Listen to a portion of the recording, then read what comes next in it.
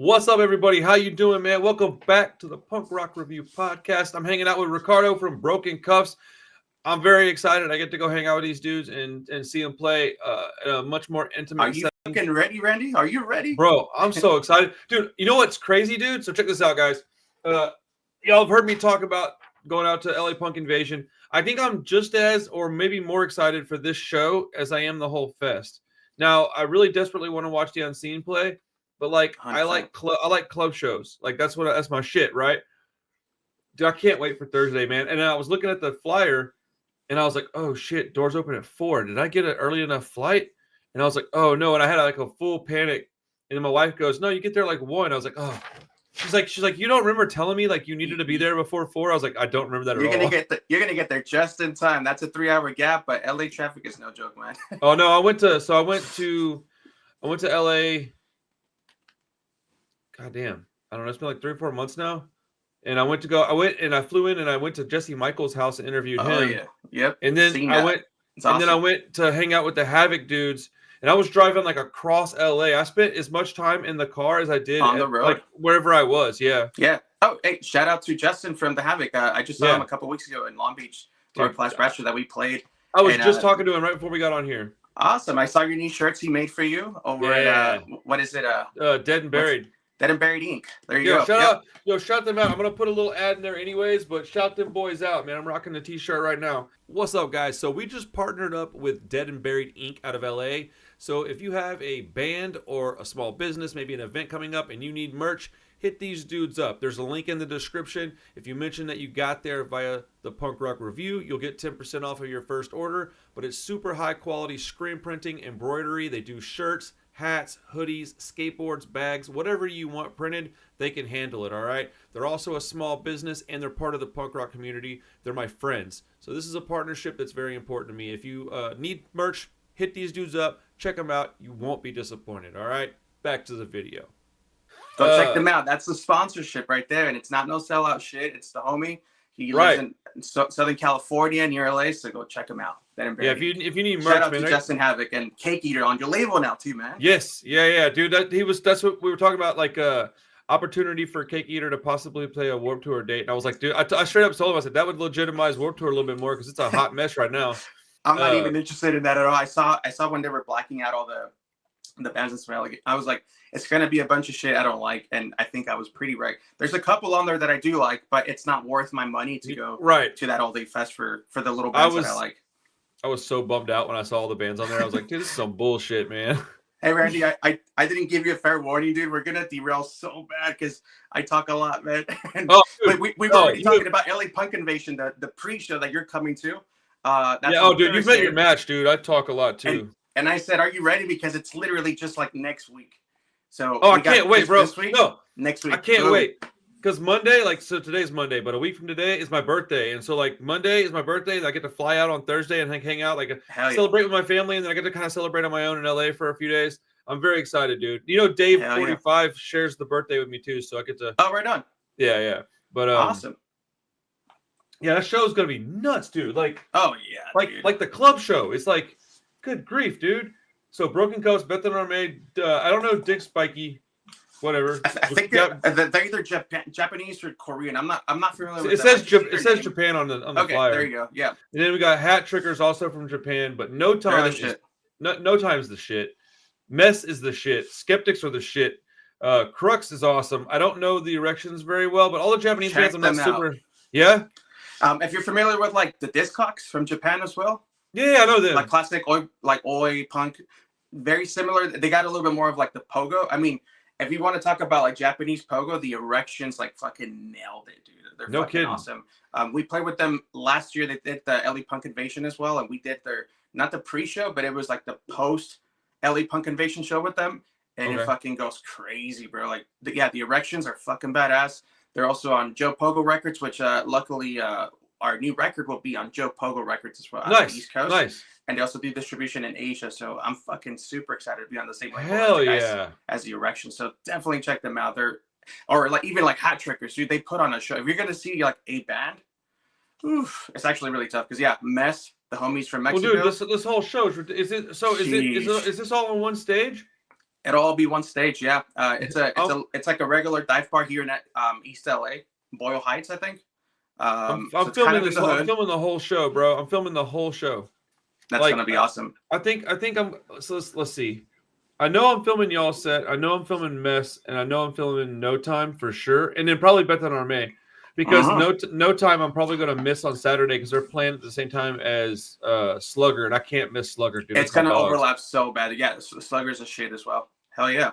Yeah, so any of the bands that are on this show, I'll probably be able to like make sense that I can go see a different band if they're playing. Like, but For sure. I'm excited, man. There's a lot of fun stuff. I'm gonna be there for 6 days, bro. Nice. Thursday Dude. all the way through Tuesday. Okay, because I know you just saw the show with the singer of Dropkick Murphys and Street Dogs do the original Do or Die. Yeah. I know you might see them at Punk Rock Bowling. Because I've been watching I've been watching, bro. I've been watching. Let's go, dude. Congrats on the 10,000. I Thank saw you. you post that shit. Thank I you. even saw. Yeah. I think you were doing an interview or some sort of I like watching your store. Like, hey, come check out my store, unboxing records and shit. I like watching shit like that. But I saw you were like only a couple of subscribers away from 10,000, and I'm like, dude, he's gonna get that tonight. So you finally did it, and that's fucking awesome. Yeah, dude. It's I know been the a struggle. long time. Not so much with our band, but my wife and I, we actually have pet chickens. That's awesome. Hanging there.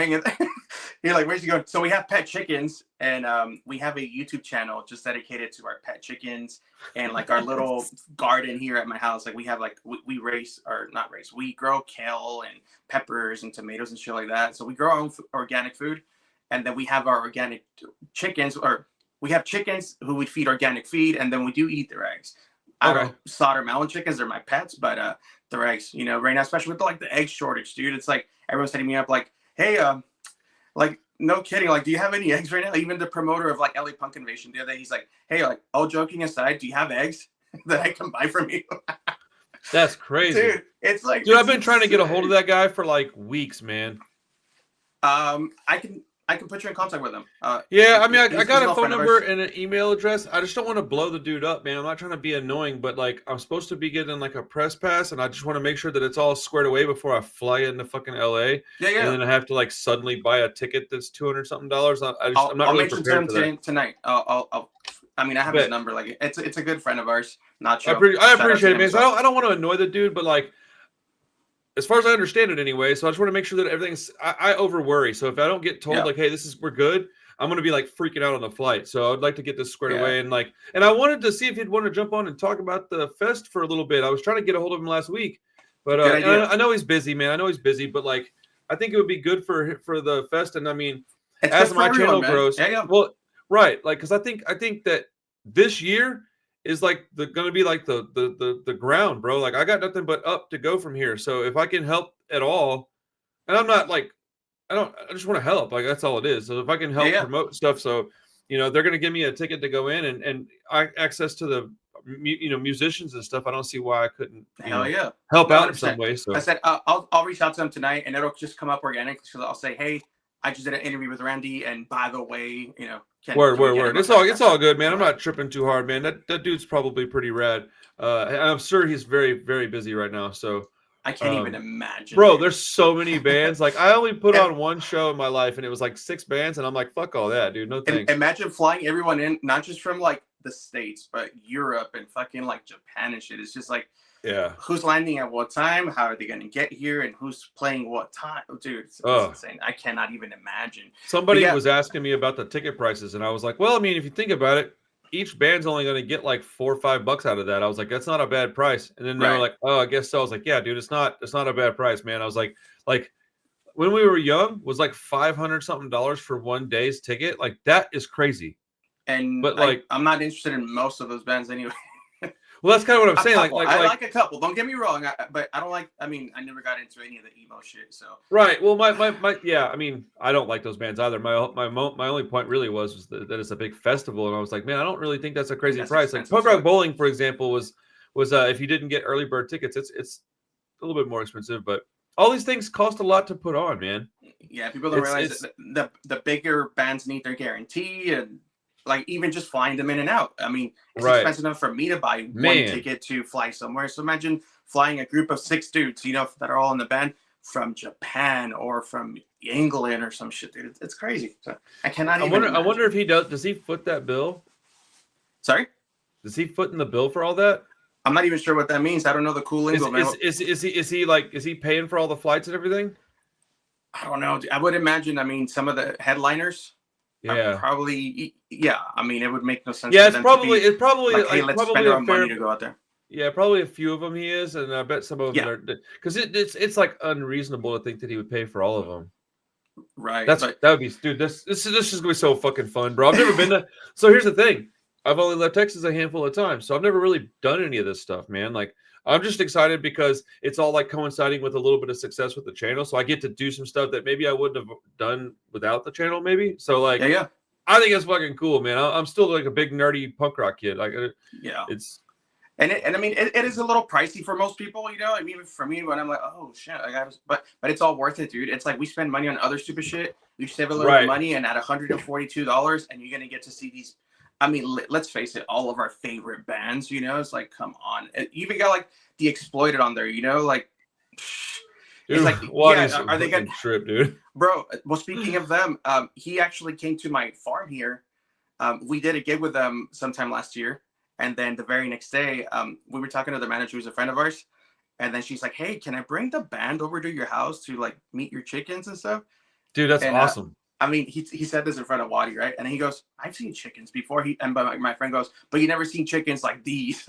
They're like spoiled, rotten, and they're fancy with their cool feathers and shit. So yeah, long story short, the very next morning, they all came out here to the farm. They spent about an hour here. They didn't just stop by and leave.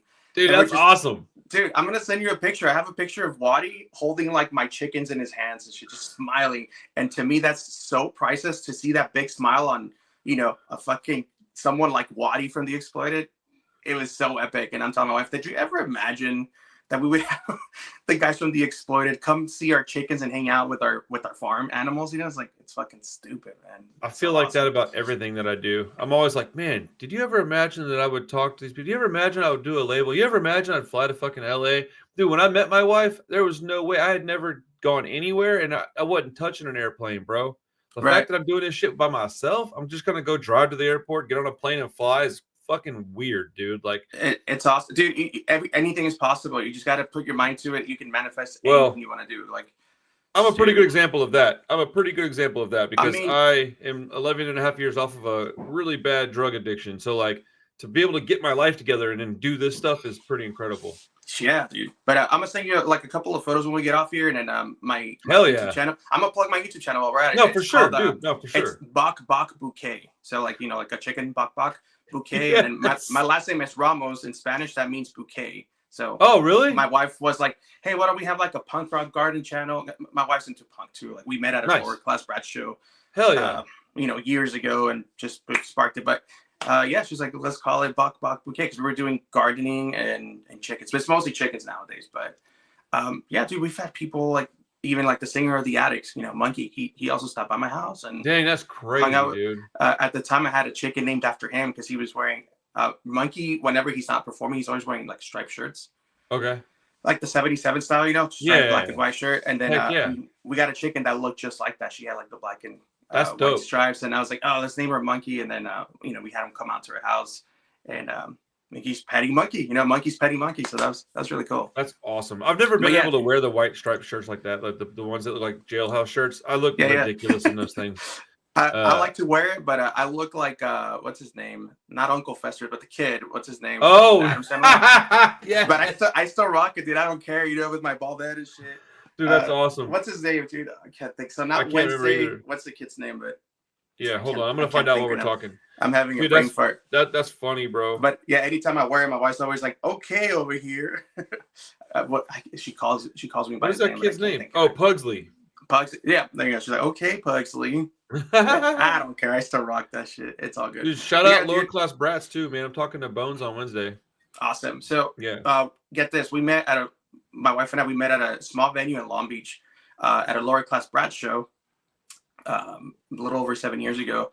And then we just played with lower class brats like a week ago at the same venue. So it's always like a little. What venue? It's called Alex's Bar. Okay. It's like it's a little dive bar, but it's like world famous. You know, all the guys from like the Adolescents, like Steve Soto, I think used to.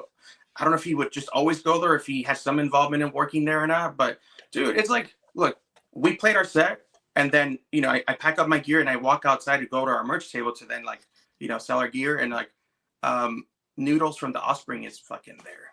What? The guitars for the Offspring. And I'm just kind of like, crazy. Holy shit. I'm like, did he watch our show? I don't know. I still have to confirm that. I don't know if he watched our show, but I saw him immediately after we played and I went outside and he's just hanging out with the guys from like Channel 3 and shit. And I'm just kind of like, that's fucking badass. That's ridiculous. Like me and my wife geek out on Offspring, like when we were younger, we still listen to all that shit too. So we still geek out on Offspring. But dude, eventually I was going to say, oh, well, he's talking to some people. I don't want to go bug him for a photo. Yeah. I'll just get to it later. And then like he saw, so we were playing with Lower Class Brats, the Drowns, and Coughing Cats. It was recently. Yeah, like a week ago, like a week and a half ago or something. So I know he was watching the Drowns, like he was watching this, and I was like, that's fucking cool that he's present, he's involved in the scene, he's there. He probably watched y'all play. So I'm like, dude, that'd be fucking cool. But I meant to go talk to him because we saw him a few months ago, and then big massive stage. It was at Punk at the Park Festival. I don't know if you're familiar with it. I've heard of it. I've never been though. Let's say there was fucking 50,000 people, and I'm not even like like there's a shitload of people, like 30,000, 50,000 people. Like it's just crowded as fuck. And then Noodles is playing with Offspring, and he's wearing a big shirt that says like "fuck Trump," and I'm like, that's fucking badass. That because a lot of people hide that shit, like they don't want to get like canceled or lose fans because some other fans might be like right wingers or what. Anyway, without getting too deep into it, he was wearing a "fuck Trump" shirt. I was like, dude, that takes some balls, or for even his band to be like, hey, maybe you don't want to wear that because we might lose. Oh, that would be so whack. That would be so lame. But I think it was dope as fuck that he didn't care, and he was just really, he has a platform, and he's got some sort of like a lot of people are watching him and probably going like, hey, like, okay, maybe we should rethink things, So I thought it was cool. I wanted to talk to him, but I never did. But anyway, he was there, Alex's bar, and so yeah, we now play a show with Lower Class Brats at the place that we met, me and my wife. I love that. It's almost like a full circle, and I was like, that's fucking awesome. And now my wife's pregnant, so she didn't go to the show because we're expecting our first child. And she's like, yay, big. And she's like, I'm gonna sit this one out. Pregnant. When y'all due for the baby? We're due in May. Oh, you get this? Because me and her would always go to Punk Rock Bowling, right? Like every year. Okay. We got pregnant on purpose. And that's nice. Yeah, we waited for our third one for that. Our third one was on purpose. Everybody else was like, oops. No, we got married like last year, just with the intention of like, hey, let's start a family pretty soon. We're getting older. And I waited this long. Let's. How old are you? I'm 36, turning 37 next month. That's not bad. Well, dude, most of my friends had kids when they were 20 or something. So I waited. My first kid was at 31. I understand waiting. Okay. It was way better to wait. I feel good about it, dude. I don't feel like, oh my god, like what are we doing? Like not that I'm ready by any means, but you'll never. Yeah, you're never ready till you're ready. You're ready when it happens. But now we're like, okay, we've done a bunch of things we wanted to do. We've traveled the world, like me and my wife together. And, heck yeah. Me by myself, and I'm like, well, let's make our parents super duper happy, And, they want to be grandparents again. Yeah, that's a big thing. But yeah, so we get our positive pregnancy test. We go to the doctor. It's okay, yeah, you're pregnant for sure. And then at the what's it called, the ultrasound, they say, okay, you got pregnant. Conception must have happened this weekend, so you're due May 25th. And I immediately look at my wife. I'm like, dude, I think that's kind of near the time that Punk Rock Bowling it's gonna be, because I hadn't announced it yet. But I was like, dang. I was like, oh shit. And then like a few weeks later, guess when Punk Rock Bowling is? Same weekend, May. Huh? Yeah. So our baby's due May 25th, which of course it could happen before or after, but it's May 25th. Yeah. Punk Rock Bowling is May 24th through the 26th. I told her, I was like, dude, like that's smack right there. That's when our baby's born. So we're not going this year, even though Cox Bar is going. Well, I'm gonna see them play at the club show and at the fest, and I'm filming both of them, so you can live through me vicariously, and I'll have all that footage up on the channel. I've seen them a couple times, dude. And I've never seen them, dude. Oh, bro, you're in for a treat.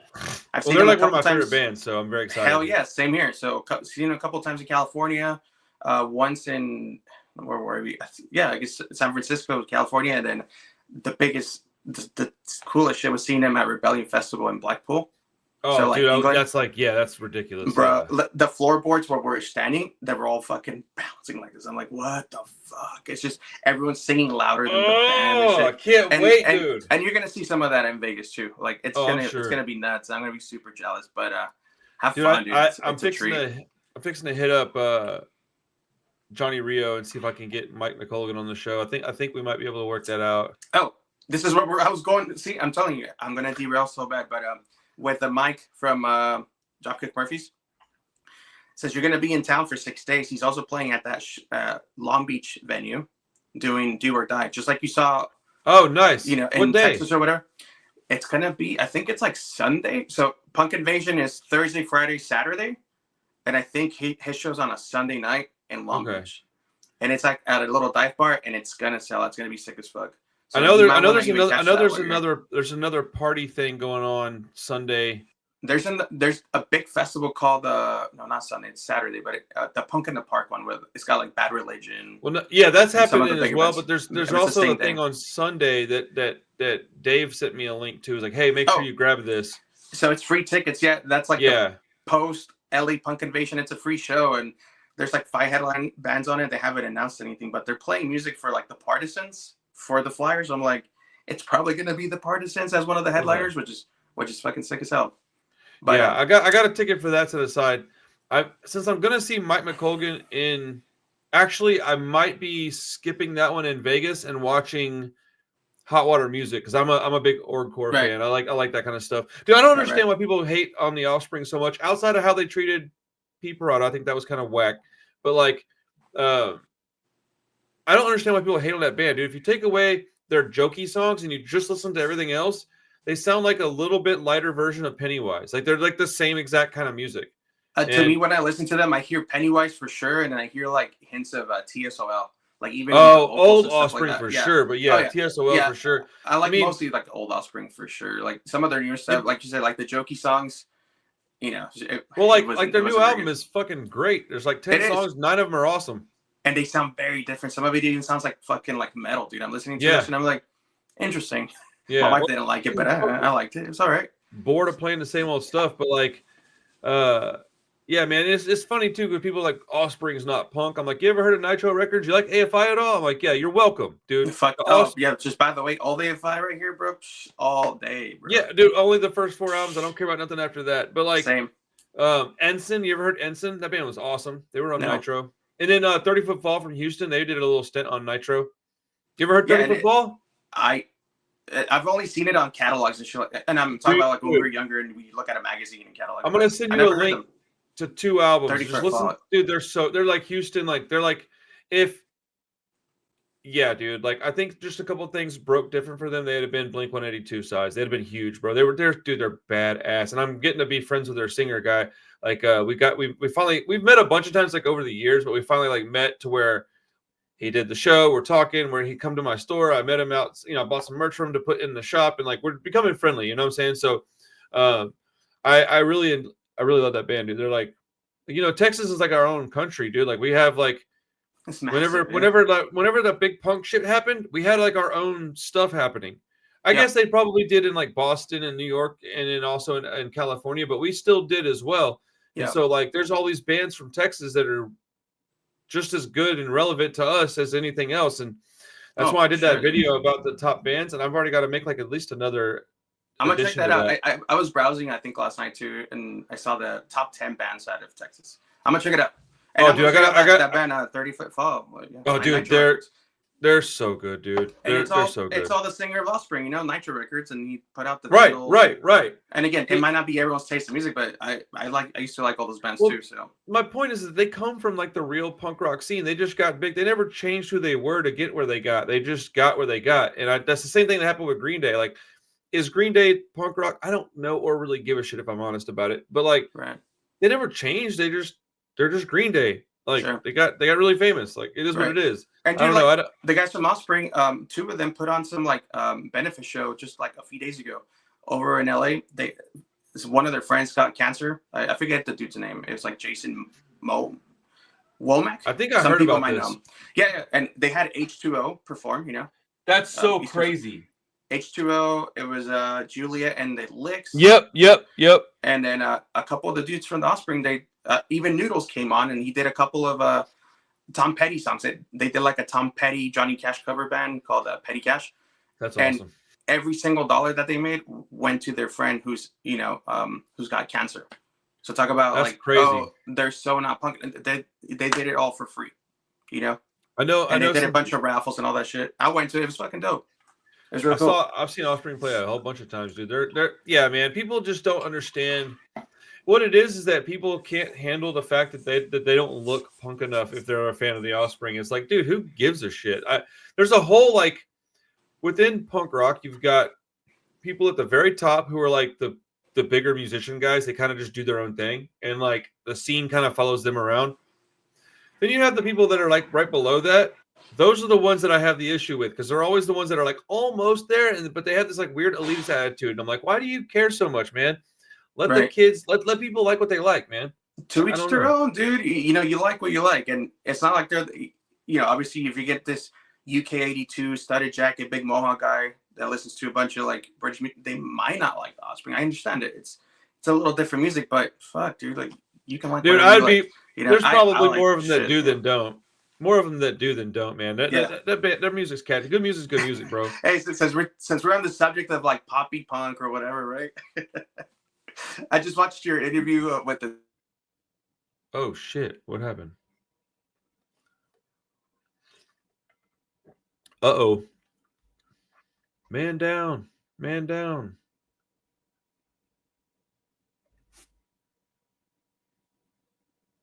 Oh no. There we go. Back on? Can you hear me and everything? Yes, sir. Oh, dude, I'm telling you, some kid was trying to call me on Instagram live messaging. I'm like, not right now. And it completely closed me out of you. Dude, I get calls like that all the time, and I'm like, bro, I don't even know you. Why would I answer a random ass video call from somebody I don't know? Like, unless it was scheduled. Like, if it was scheduled, that's fine. But like, if I don't even know who you are, you're just gonna try to call me. It was like, kind of one of those, and I was just kind of like, oh my god, because it completely closed you out, and I could still see you, but you couldn't see me or hear me anymore. Sorry about that. No, you're good, bro. Okay, so, pop punk. What are we talking about? This is where I was heading. Since we were on the subject of like the poppy bands or whatever, mainstream, or let's call it mainstream, I guess, right? Okay. I was watching that interview you did with the dude from Homefront, and that guy's awesome. Yes, not that their band is one of those, but on the subject of like you were saying, how his music sounds like a soundtrack to a movie and shit like that, right? Yes. And I totally agree, dude. I fucking love Homefront. They're the shit. I've seen them live a couple times. They're fucking cool. But what I was gonna say is like, dude, because we were on the subject, right? So the guys from Blink-182, Tom DeLonge went and did a project called Angels and Airwaves. Oh yeah. And I'm gonna lose a bunch of fucking punk points here, but I don't care. Dude, I kind of get the same vibe from them. Their music's very like electronic, and they record with like weird sounds and like special. I mean, I was watching a documentary where they were banging a drawer back and forth, and that was just kind of like a percussion to one of their songs. And the dude actually does do soundtracks for movies. Like he'll do like space movies, and all the music on it, it's like written by Tom DeLonge, Angels and Airwaves. So I was like, if you're not familiar with them, check them out. Not that they sound like Homefront, because they don't got like the hardcore or like the oi vibe to them. No, they're his vocals are really different too, but they have that like spacey. Right. It's Tom DeLonge. If you know anything about that guy, just imagine what he did outside of Blink-182. Hold on, I'm sorry. Give me 1 second. No worries. Yeah, go for it.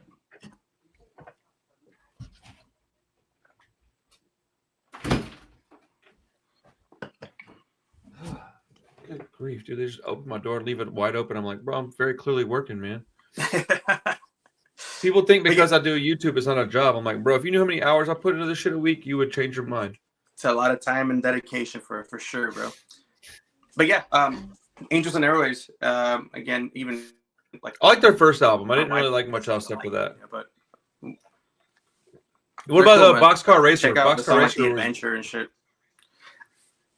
I never got into that. I guess me being a kid and I was into Blink-182. I mean, still am, I guess, but I was deep into Blink-182, and then when he went and did Boxcar Racer, I was just kind of like, no, like why are you doing that? You know, why are you gonna give less attention to the main band? But I mean, now I understand. You know, he wanted a different style of music, and he went and did his thing. And same thing with Angels and Airwaves, which eventually did break the band up, but now they're back together and they're doing shit. I prefer Matt Skiba. I'm just gonna go ahead and say it. I prefer Matt Skiba.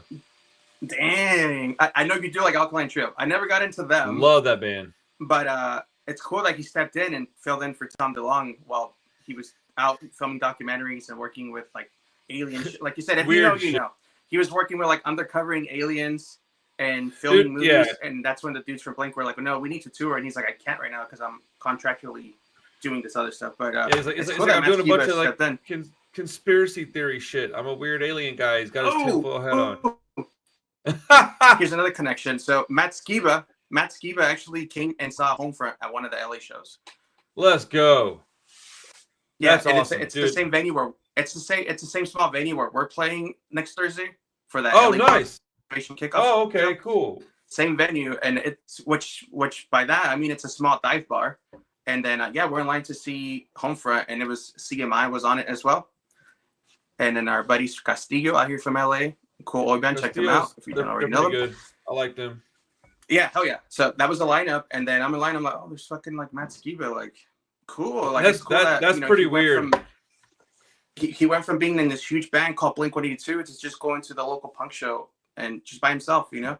And I think a lot of those guys eventually we're chilling at the bar, getting drinks, and he's right next to us. So I just kind of started chatting with him a little bit. And I was like, "That's fucking cool." And like, you're fucking here. So I said, "Who are you here to see?"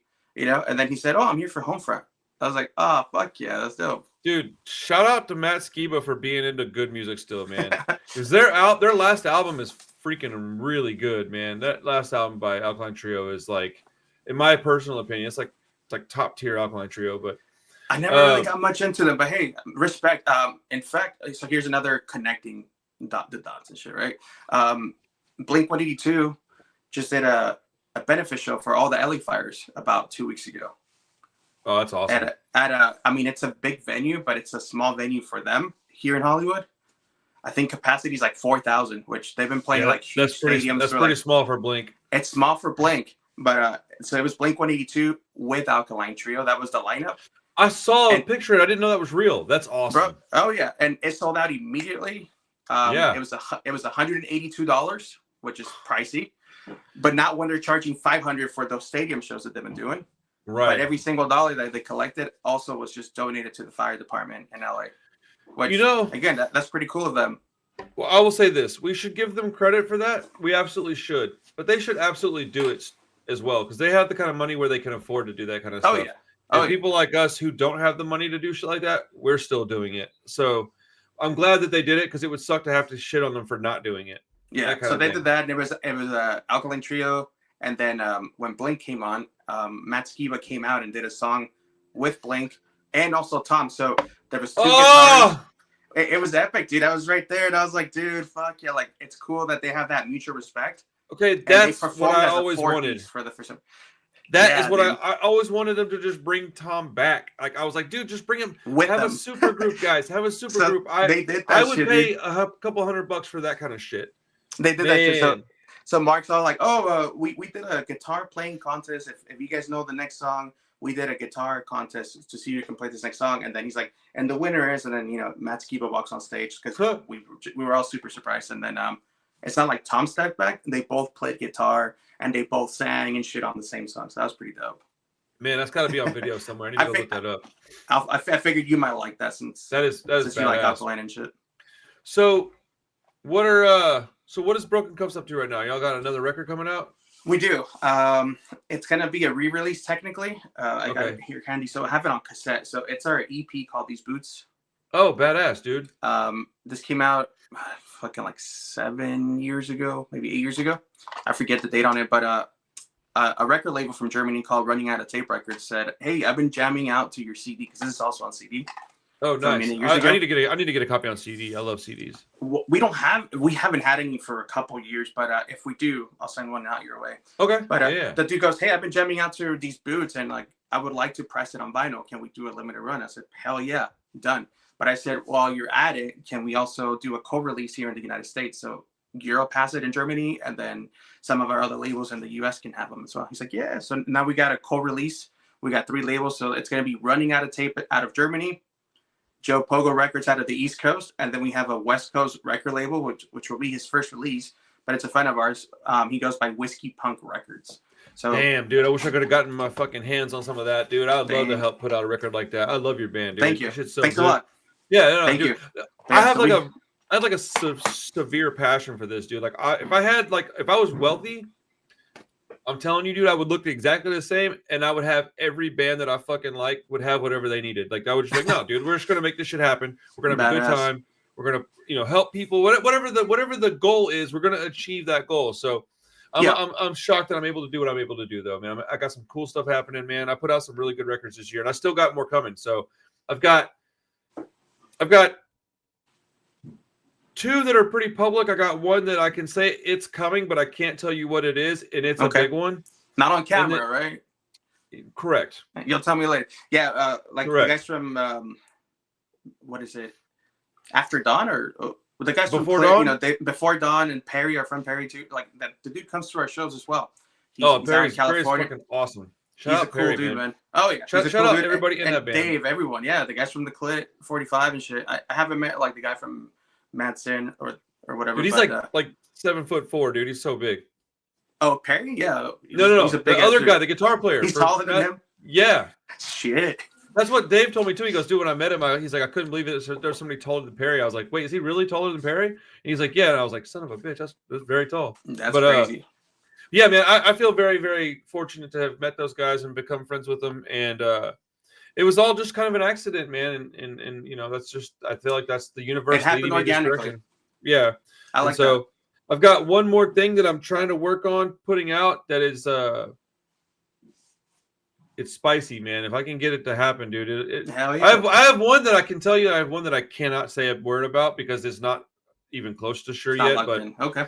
But dude, if it does get locked in, I'm telling you, you're gonna be like, no fucking way. Like it's just one of these things where it's like, I mean, I already kind of feel like I have some of those no fucking way releases with some of my friends' bands and stuff, dude. I mean, to me, it's all bands I love, dude. It's all stuff I listen to on a daily basis. I don't put out shit I don't like. That's crazy. That's how it happens. Like I said, even with this EP, like the label reached out and said, "Hey, I've been jamming to it. Can I put it on vinyl?" And then he was the beauty of punk rock, copies. Dude.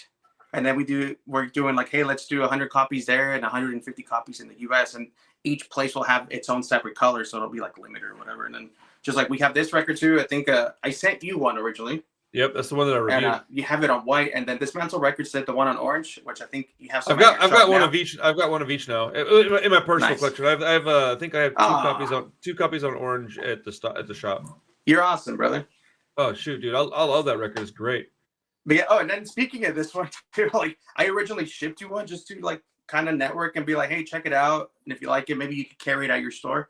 I didn't know you were gonna review it. Oh, but that's fucking cool. If I get records in the mail, bro, I'm always like, oh shit, this is awesome, because I feel like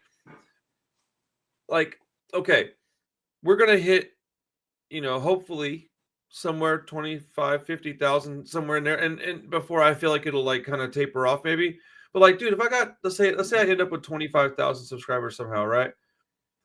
I don't have a responsibility to like review records. Of course I do. So like, if somebody's going to send it to me now, the way that I'm work, people hate this sometimes, but I don't really give a shit. You can hate it all you want, but like, I get sent every single day of my life.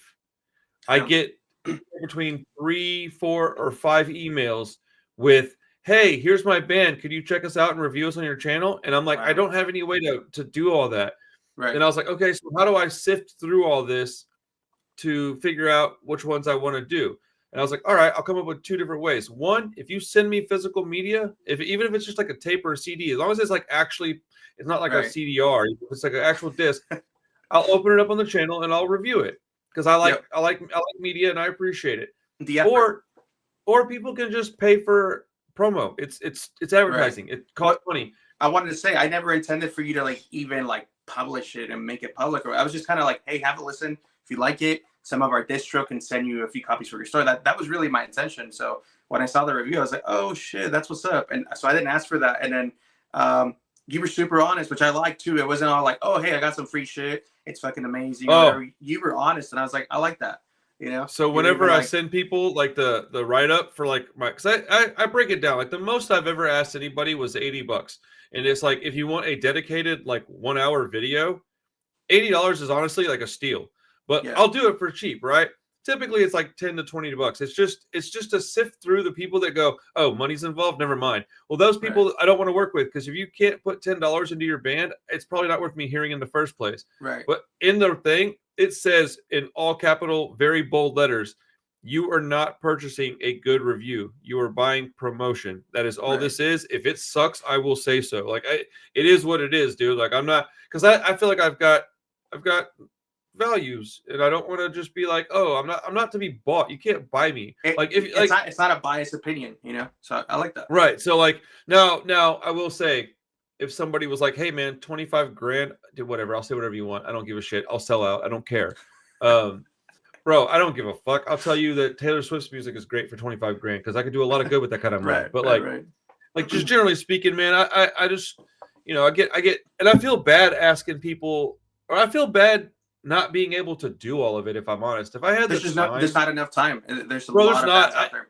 Not only that, but I get a lot of stuff that when I first started getting these emails, I was way more liberal with like my time. I was like, all right, I can do that. Yeah, no worries. Excuse me. And then I would be like, I would get like, I don't know, maybe one every couple days. So it was like, it felt like it was a lot. I didn't know it wasn't a lot yet. But dude, even back then I would realize that, okay, out of every 5, maybe 1 is like pretty decent. Out of every like 20, 1 is pretty good. That's a lot of your time you're giving up to just tell people that their music's not that good. And then also, I don't like telling people that. It feels like shit to hear that. So I don't like, so like, it's just this whole thing. Like, okay, the only way I can figure out how to do this fairly is like, here, if you want to put a little money into it, and it's, dude, I'm telling you, it's like 10, 15, 20 bucks. Like, it very much is just a litmus test of sorts, you know? But I mean, why would I do that when I can make a video about, I don't know, anything? I could go pick out an album and do like a deep dive on it, and I could get a large amount of views on it and make a little income off of ad revenue, because unfortunately this is something I depend on money to do now. You know, I've gotten to where I do it full time. It's weird. Whenever money comes up and it has something to do with punk rock, dude, people do not like that. Oh, fucking, it's not about, like, dude, I gotta eat, man. Like, do you want the content? You could just tell them, hey, you know, it's gonna be $25, but I'm gonna listen to your music and spend time doing this and editing and all that. Let's say you spend an hour, you're only gonna make $25 an hour at that rate. So it's really not, you're not asking for some crazy amount. No, dude, I'm not. And here's the kicker. The kicker is this. And I don't ever tell people this because they should know this by now. If you really have good music, dude, throw me a couple bucks, because that's the best thing you could do. Because if I get it and I like it, what am I going to do? I'm going to talk about it all the time for nothing. I'm just going to do it because I like it. So, like, if you've got good music, make sure I get it in my ears somehow. Like, however that is. Dude, if I had a band right now, I would be paying everybody to play it. I'd be like, here, dude, play the show on your, it's $10 fucking dude. I got $100 this weekend. I'm gonna have 10 dudes play my song. Yeah. I never thought about it like that, but I respect that. Yeah. It's, you know, it's more or less, I just want to weed through the bullshit high school kids making something on their fucking computer. It's like little demo, so the same kid makes 20 different bands. I'm like, hey, wait, I've heard this fucking kid before. But you know, and all power to them, dude. I hope they're doing their thing. But like, man, I am halfway through my life at this point. I don't got time to waste on that shit. But yeah, thanks for doing the review for us. Like I said, I wasn't expecting that. I was just kind of dude. And that's awesome that you did it for free. And anybody, awesome. I typically, I would rather somebody just send me the record. Honestly, I don't want to get money involved. I'd rather you just go send me a record. But the problem is that nobody's doing physical media. They're just going, here's my link. Here's my link. Here's my link. I don't got time to go through your fucking link, man. Send me a record. I get stoked because I'm like, oh, dude, somebody really gives a shit. That's a record. That's awesome. Yeah. Like, and like I said, you were honest. You even like one of our songs, you were like, well, the song's cool, but it's about COVID, and I'm just tired of listening to stuff about COVID. I was like, dang, but no, I understand it. Yeah, I completely understood, and I like that you were being honest. And like that song, I wrote it like literally the day I got let go from work. Like it was like March 12th or whatever, 2020. It's like, okay, we're shutting down, everyone go home. I just went home and just tracked. You know, I wrote the entire song, and it was about obviously quarantine. You know, do I still have a job, or should I even care? You know, all those lyrics came from that one single day. And I mean, we're no longer writing about stuff like that, but it was more of like, I'm trying to document a moment in time, because, you know, 10 years, 15, 20 years from now, people might not even, I mean, I don't know, people like kids that are being born 15 years from now might not even know what COVID was. They'll know what it was, but they won't understand. You know? They won't understand it any more than we understand World War II, you know? Yeah, but it was cool. I'm not even trying to like justify it. Like that's how that song came. Well, no, dude, you wrote a song, man. It doesn't matter. And, like if I'd have been like, man, this shit's ass. Okay, that's rude. But like, so here's the thing, man. Like, I lost a whole ass business to COVID. Yeah, I don't like thinking about that shit, man. It makes me depressed, dude. We lost our whole country lost like 2 years of our lives. I think a lot of it was lies right to our face. And so like, you know, it's probably just burnout really more than anything. But yeah, dude, I'm probably to a fault honest about stuff. No, but I thought it was rad know. that you were just being honest, you know, even though like I wasn't offended or anything like that. But I was like, well, oh shit, he's really, you know, like you said, it's an I look through all the opinion. lyrics, bro. I break it all down, listen to it, I read the lyrics with it, man. I try to review it as objectively as I can with a little bit of subjective like banter along with it. Of course. But I started YouTube doing like reaction videos, and I would get a lot of crap for being like, yeah, I don't like this. Like, why are you listening to it then? I'm like, somebody asked me to. Am I supposed to just listen to music that I like? Well, apparently that's what people want. They want you to go and listen to music that they like, and they want you to like it as well. They don't want like an actual review of the music. They want you to prop it up and go, this music's really great. And I'm like, yeah, but what if I don't like it? We shouldn't talk about it then. I'm like, yeah, but how do I know until I listen to it? Well, why do you have to film it? I'm like, well, that's what they're asking me to do. It's like, a reaction. It's a reaction video. So yeah, it's the weirdest thing, man. When I let go of a channel that had 30,000 subscribers so that I could do what I'm doing now, because the whole community was just so toxic and gross, man. It was like you just couldn't have an opinion of your own. You had to basically just be part of like whatever the mass amount of people was into. If you thought outside of that box, you were deemed either uncool or not good enough or whatever. And I just got tired of hearing it.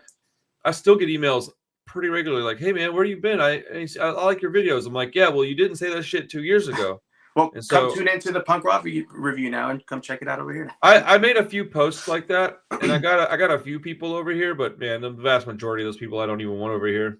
Right. Like, man, you kind of come over here with that fucking attitude, bring that same fucking energy over here. Like, there was times where I literally would be on a live stream and I told people like, yo, send me your fucking name and your address and I'll send you a plane ticket. You fly out here, we can handle this shit, bro. Like, I'm not scared of you, dude.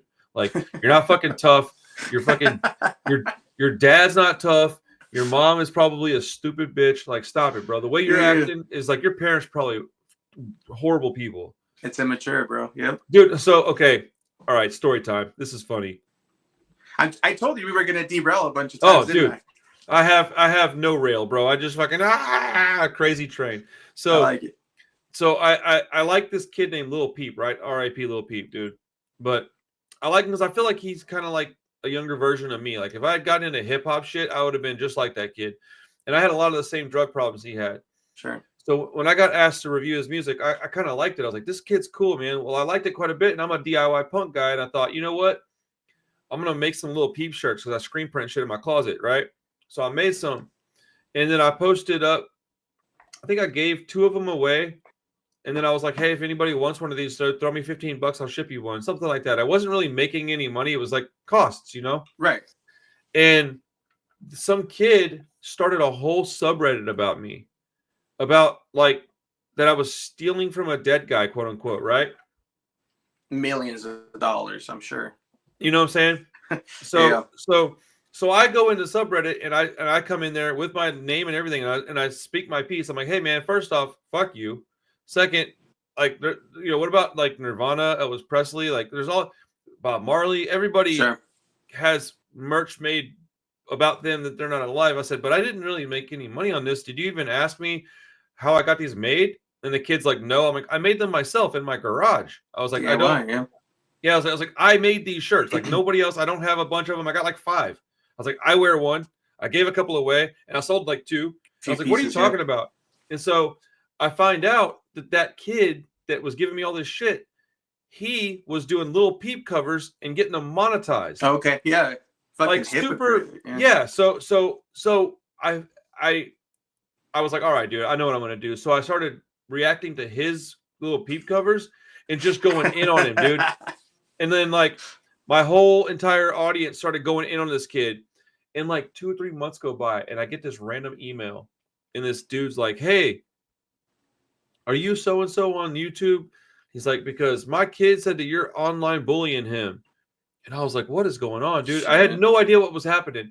And I said, yo, shout out Black Roses. Fuck you, nerd. And so like, so I said, hey, is your kid Black Roses? And he goes, yeah. And I was like, oh, well, fuck you and fuck your kid too. And he was like, what? Like, it totally caught him off guard.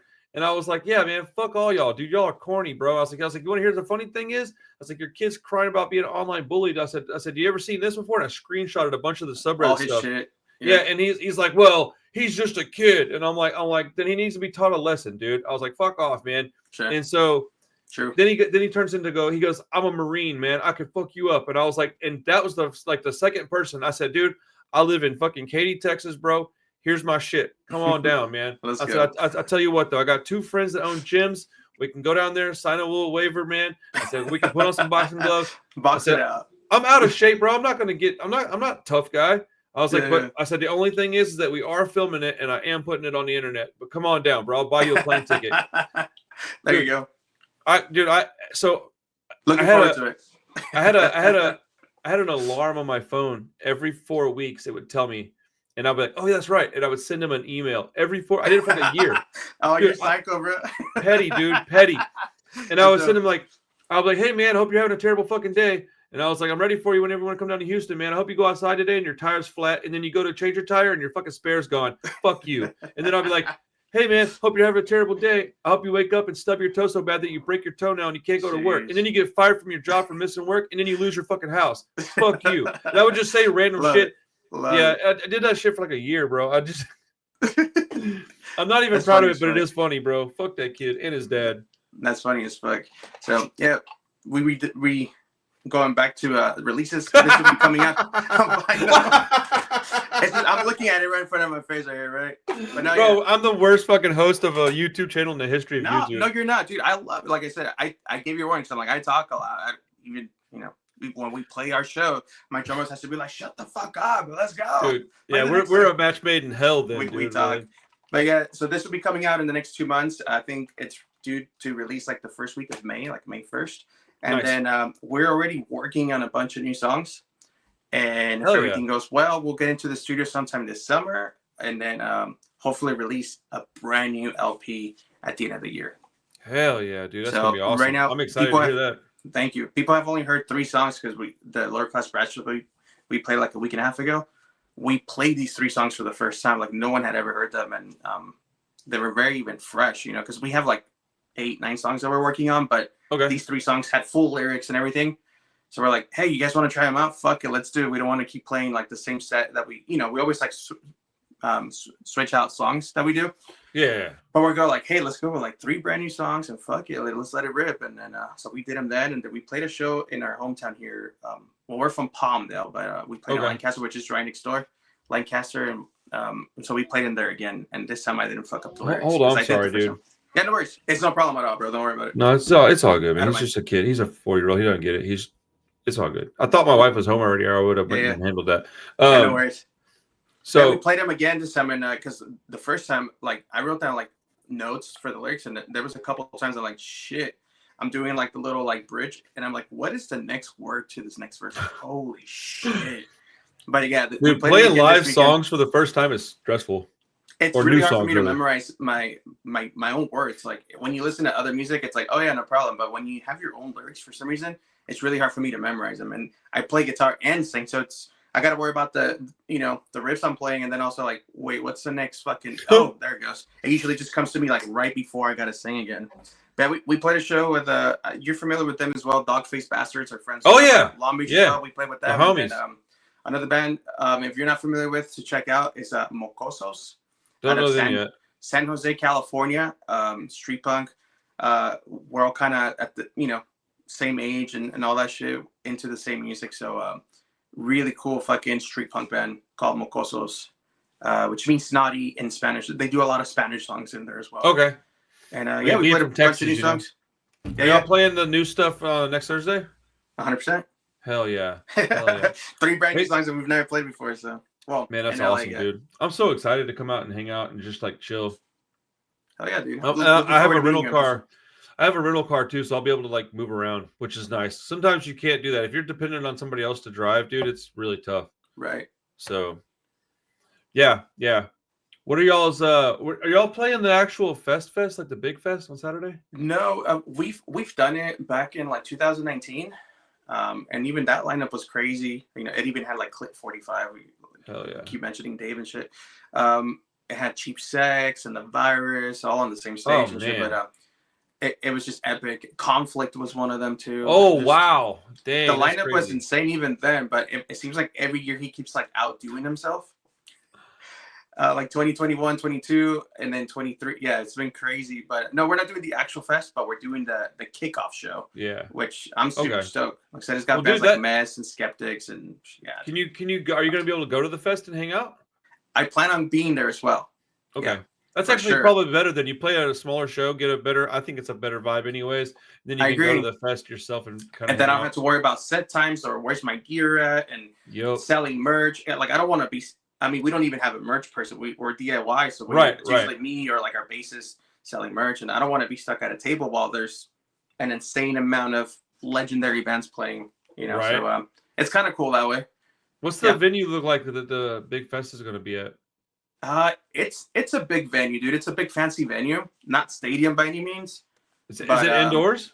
it's indoors. No And kidding. then the last couple of years has been so crazy that this year he got the venue next door also. So it's two big like balcony. Wow. It's I'm trying to think. It's like where you would go watch a play. So it's like a theater with like Okay, a yeah, balcony theater. Yeah, area. theater. Okay. It's called the Belasco Theater. It's like the Addicts play there. Capacity's probably couple thousand, 4,000 ish. That's crazy, dude. This is gonna be so nuts.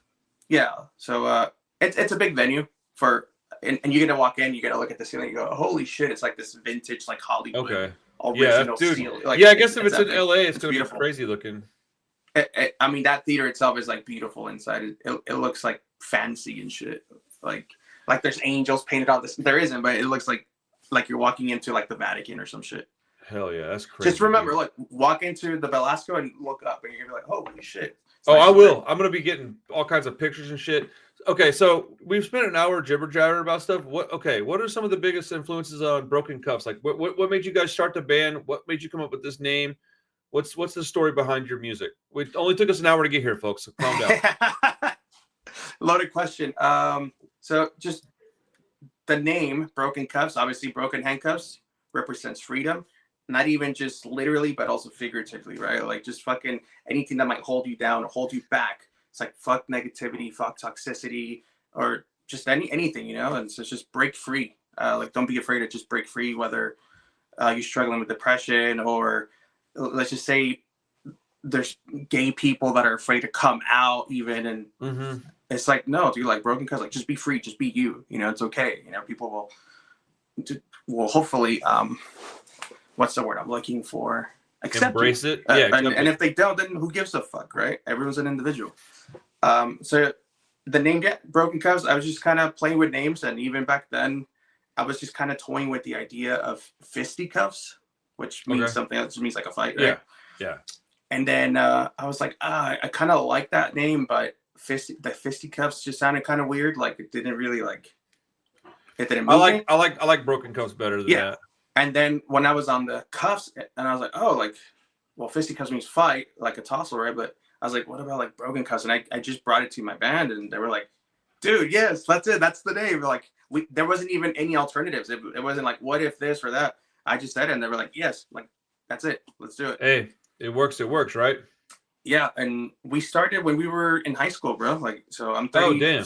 I'm turning 37 this year and next month, but we started this when I was 17. That's amazing.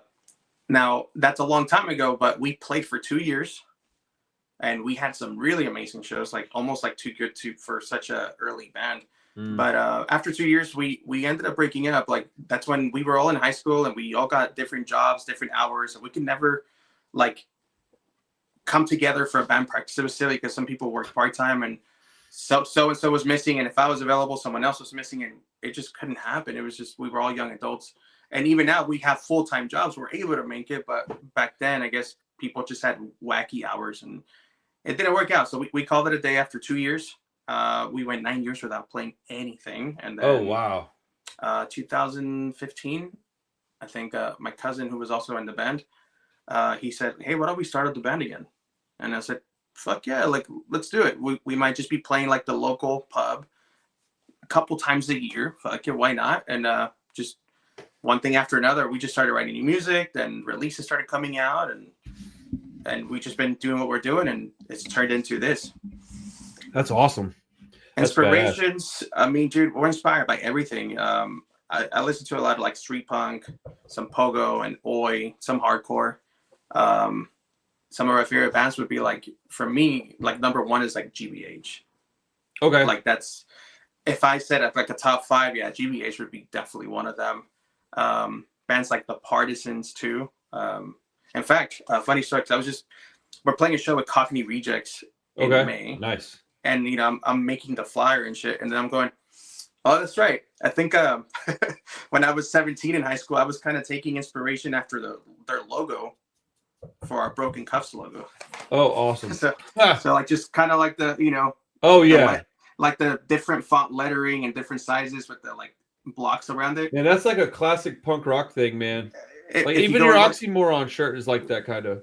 Yeah, it's like different font size and shit, right? But like even just with these kind of cutouts, yeah, like Cockney Rejects or the Partisans, big influence on our band.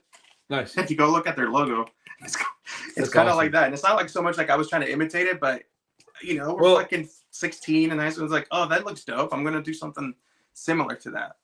I mean, if you look at any of my stuff, you can tell that I like Rancid. It's very obvious. Oh, same here, bro. Rancid's one of my favorite bands as well.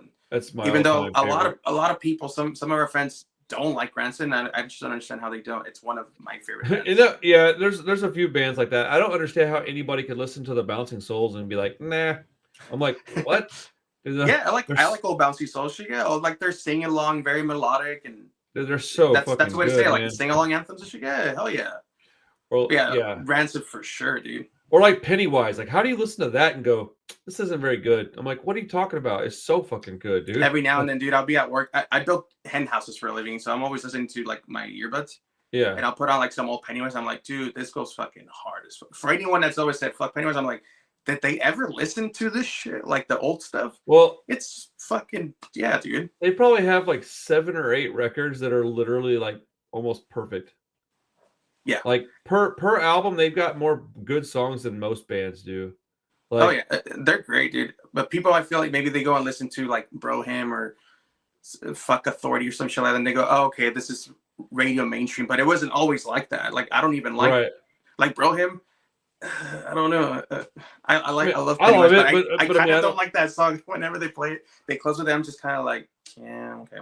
I mean, of course they close with it, man. It's an important song. Yeah, that's the most important track. That's the one that that's probably the most important. The dedication and shit. I get it. I get it. Like, I mean, is it overplayed a little bit? Sure, but like, I mean, when you go see Rancid, they play Ruby Soho. Am I tired of seeing that live a little bit? Right. Sure, a little bit, but it's also fucking Ruby Soho. Like, I get it, bro. It's just like over here, like on the radio, you get like K-Rock, right? So you'll get that song on the radio, and then like, see, we don't get nothing like that here. It'll be like 21st Century by Bad Religion, and I'm just kind of like, dude, they have so many better songs than, bro. You know, please consider yourself lucky. We don't have a single place to have anything like that on our radio here. I've never heard Bad Religion on the radio. I've never heard Pennywise on the radio.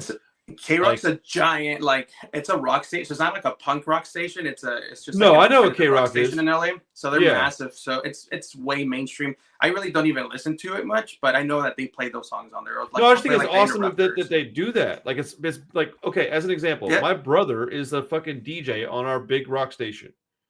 They don't play nothing like that, and like I don't listen to the radio either. But if they played some kind of punk stuff, I might be a little more apt to play the radio sometimes. But like, I just think it's awesome that even exists. Like people go, oh man, I'm tired of this. I heard it on the radio a lot. I'm like, that's crazy. I've never heard that stuff on the radio. Like it's just never been played here ever. Right.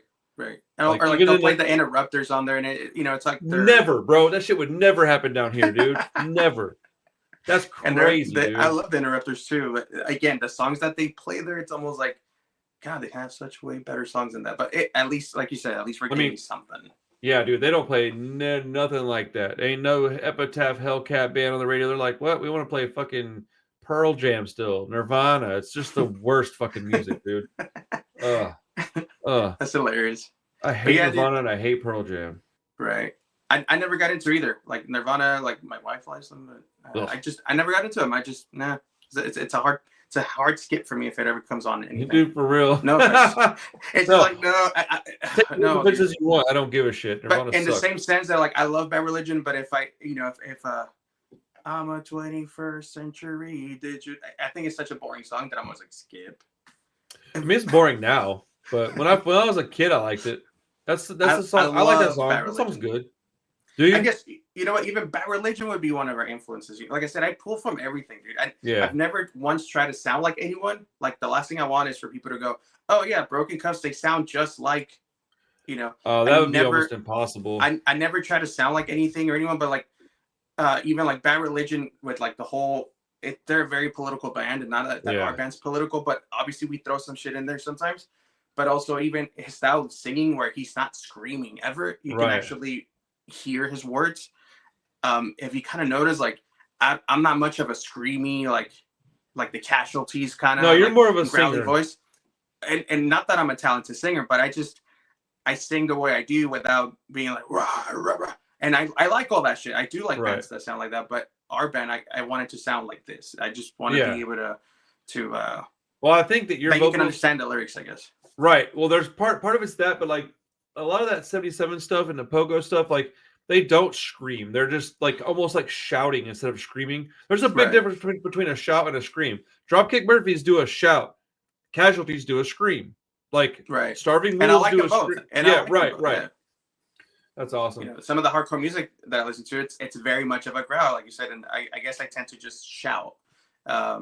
And that was just kind of from me growing up with Bad Religion, where I'm always like, you can always hear what the fuck he's saying. You don't have to pull out a lyric sheet and be like, let me see what.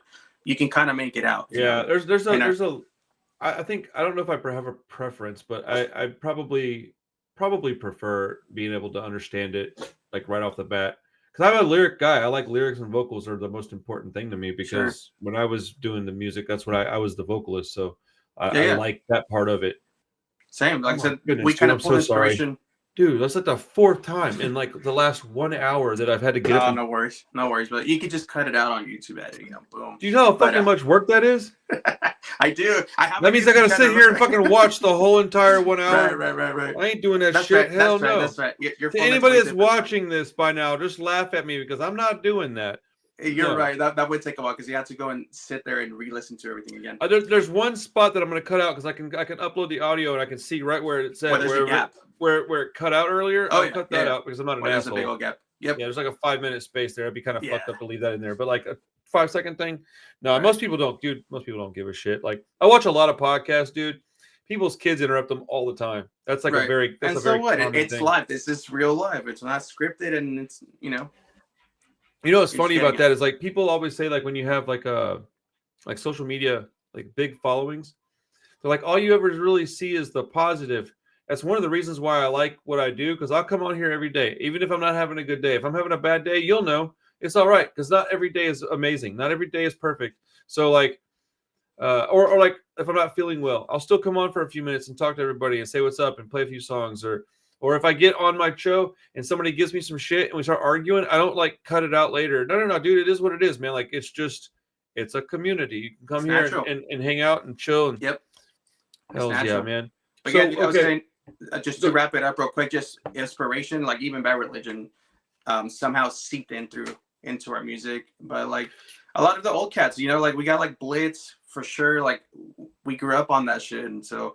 Not that we sound anything like Blitz, and people will know that right away, but those are just kind of our inspirations. Well, yeah, you don't have to sound like them to be inspired by them. No, and dude, we got to play. Remember when I said we started in 2005? We got to play with Blitz, dude. That's ridiculous. A week later, I guess I heard they rolled their van, and one of the last original members passed away, and that was the end. But we got to play with Blitz, and to this day, that was one of our best shows ever. Where like the whole time, small capacity venue, but it was packed to the brim, everyone stage diving and crowd surfing, and that's nuts. It was fucking epic, dude. But yeah, back in the day, we got to play with Blitz, Total Chaos, even the Havoc. Justin from the Havoc, we got to play with them back then. Cheap Sex, the Casualties a couple times. So we really, like, in a really short amount of time, like 2 years, we really got to play some badass shows. And too bad that's amazing. Quits, but then we got back together and we just kind of kept the ball rolling, and now we're like friends with all the guys from the Casualties and Clip 45 and Cheap Sex and like Glorious Press. I've even gotten like Bones. Do what? Oh, I was saying I've even gotten Bones like a little souvenir from Mexico because I know he loves Kiss, and then I saw like some little Hell like yeah. it's like a skull made out of like clay, like like a Dia de los Muertos skull, but Yeah. it's like painted like Kiss. And Oh, that's even my wife's cool. like, hey, we should get that for Bones. Like you see him all the time. And then I brought it to him, and just he's like, oh yeah, I have all my pens stuck in them. And Oh, dude, he's like, thanks again. he's awesome, dude. Bones is rad. Oh yeah. Do you have any footage from those old shows? Yeah. If I didn't upload them, but like our previous singer's brother, because I didn't start out as a singer, I was just a guitarist. When we got back together, he stepped out because he just couldn't hold a schedule, and he said, hey, I'm in the Army and I can't possibly say yes to any shows that are a month later or 2 months later. So I jumped in on vocals. But anyway, his brother uploaded a couple of like clips from back 2005, 2006. That's pretty cool. Yeah, And it's on YouTube. If you just search Broken Cuss, you might just have to scroll a little bit. I always wish that some of these older shows had like just footage available, because I got to see a lot of cool stuff, and there is just no footage available. And I don't know. I like to go relive those things. That's why I film all this shit, man. I like to go revisit it and just kind of. Yeah. And back then it was all filmed on VHS, so he just kind of somehow got it onto his computer and then he uploaded it to YouTube. It's pretty easy to do all that now. It didn't used to be, but it's converting all that stuff is far easier now. You can just get it on your screen and window capture it. Dude. I'm so bad at technology, dude. It's amazing that I can even do this stuff. So okay. Last thing before we get out of here, man, I got to go make dinner for my wife and kids in a minute. How did you get into punk rock music? Like what got you in, and like how old were you? What was your entry level story? Like what was your origin story?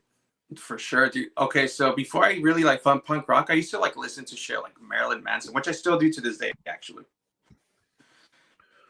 A lot of my friends don't. Like, I feel like I'm the only person that likes Marilyn Manson, like his music and shit. But I was listening to shit like that when I was 8, 9 years old, like against my parents liking it. Shit, you know, like I would have to trick them into buying me a record because back then it used to be like parental advisory, and I'd be like, "Mom, can you come to Sam Goody's with me?"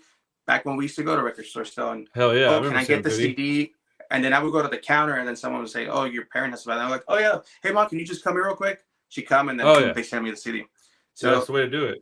And then back then we used to like read zines and magazines and shit like that, and just reading like alternative press magazine. Then I stumbled upon like Rancid and early AFI, and I'm going, "Oh shit, they sell this record at Sam Goody's," or there was an FYE, or I forget what we had a couple of them at our mall, and I would be like, "Oh shit, like the Misfits, like I've seen that record cover every time I walk in here. Let me pick that up and see what it's like."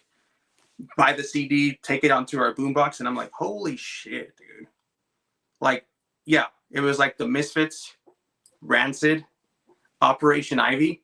Again, like I would always see there was like the punk section, and I would always see these covers. So just kind of like blindly, let me buy this $12 CD and put it on, and just blew me away, dude.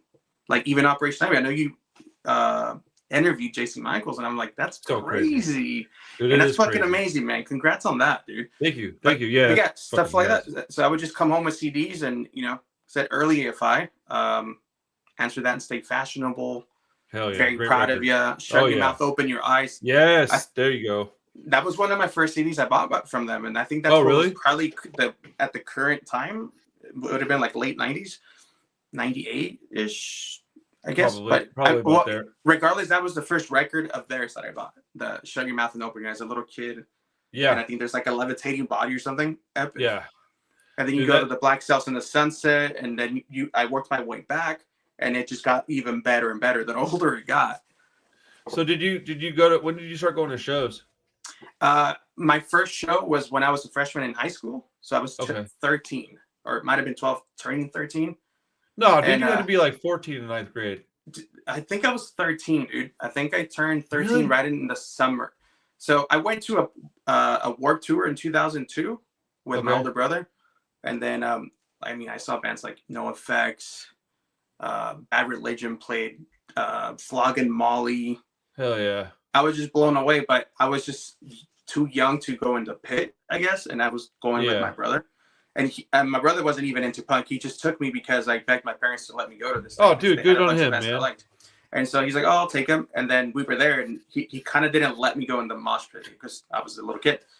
But then the next summer, 13, I was a freshman in high school. I went to my first punk rock, like a DIY punk show, small club. And I still remember it was the band Pulley. Oh, I know Pulley, from Epitaph, Pulley. Yeah. And I already had a couple other records, so I went to I saw a flyer at the mall at a skate shop. So our skate shop used to sell punk rock CDs, and they would always have all the punk flyers. And to this day, like all the shows that we play, I'm always putting it at those skate shops. I go and take physical flyers and leave a stack of them at the counter because that's how I used to find out about shows. And bro, that's how we used to do it before the internet, dude. So on discovering bands like Lower Class Brads, it was even one of those CDs that was on the counter at a skate shop. Because I used to skate, just like everyone else. Oh yeah. And then we like, ooh, rather be hated than ignored. And the Casualties, like all that shit was just at their counter. They had a bunch of punk records, so I would just buy them. Like I said, blindly, because I'd be like, well, that looks pretty cool. I think I'm gonna like what they play. And then dude, never went back.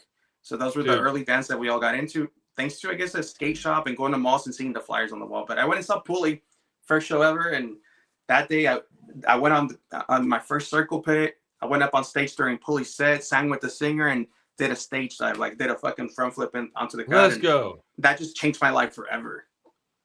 And again, that's more of like a poppy band, but I used to listen to everything, dude, like all the NoFX's and the Punkorama records. Like I grew up on those compilation CDs.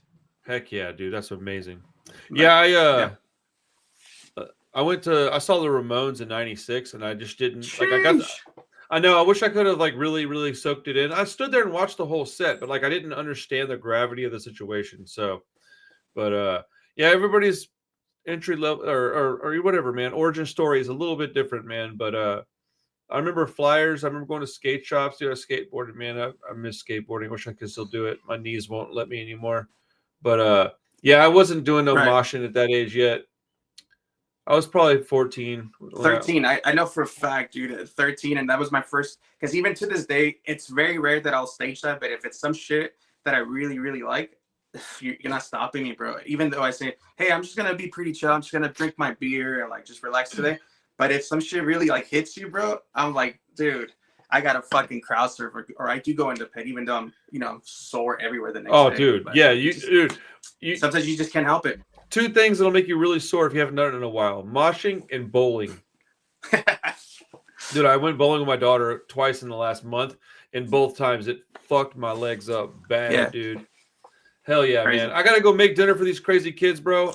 Thank you for hanging out with me, bro. I appreciate it. Hey, before we go though, are there any like other local bands you want to shout out that you want to give a little shine to?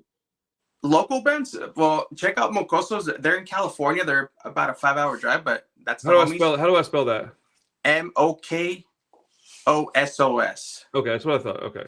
Yeah, Mocosos. You might already be familiar with Dog-Faced Bastards. Oh yeah. Yep. Castillo is another local one here. Oiban, you already know them as well. Still Pissed. We're friends with them guys. Hell yeah. We have a show coming up with them. They'll be playing on the Cockney Reject show with us. Nice. Still Pissed. Heck yeah. For sure, dude. In fact, do you mind if I plug a couple of shows real quick? No, but dude, by all means. Coming up. So this weekend we have we're playing with The Exploited, Total Chaos, and The Militia in Fresno, California. So that'll be this Sunday, March 9th. So we got Exploited, Fresno, and then next week, leading into the LA Punk Convention, we are playing a Wednesday show with the Queers, and that'll be March 12th. Yeah. I think you might have seen that flyer. So it's the Queers. A couple of local bands, but we're going to be playing that as well on Wednesday.